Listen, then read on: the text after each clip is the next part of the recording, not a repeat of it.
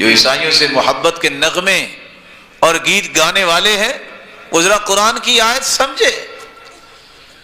قُلْ هَلْ نُنَبِّئُكُمْ بِالْأَخْسَرِينَ أَعْمَالًا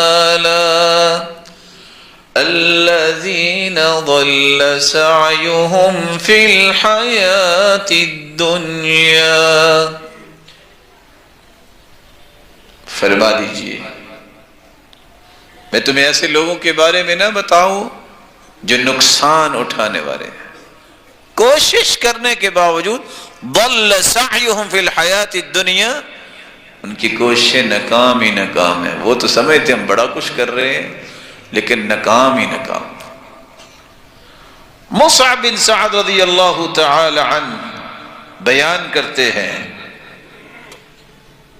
کہ میں نے اپنے باپ سے پوچھا کہ اس آیت سے مراد کون لوگ ہیں؟ انہوں نے کہا حروریہ. حروریہ وہ لوگ جو سیدنا علی رضی اللہ تعالیٰ عنہ کے دور میں حرورہ جگہ پہ جا کے انہوں نے اپنے بال منڈوا لیے اور کہنے لگے کہ ہم تو علی کو مولا مانتے ہیں. نتیجتاً سیدنا علی نے سمجھایا نہ سمجھے خندق کھدوائی اور ان سب کو گرا کے آگ لگا دی کہ اللہ کے سوا کوئی معبود نہیں ہو سکتا.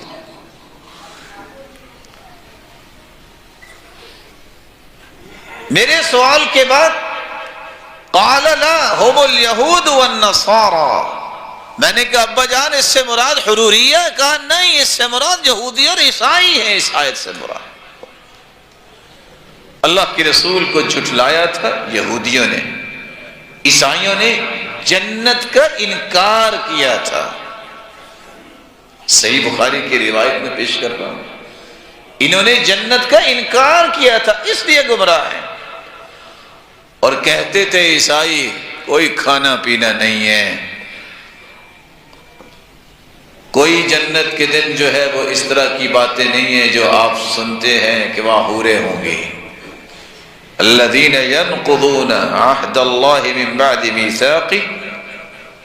اور اس لیے سعد جو مصعب کے والد ان کو فاسق بھی کہتے تھے کہ یہ اکیلے کافر نہیں ہے، فاسق نہیں ہے، جو جنت کا انکار کرتا ہے.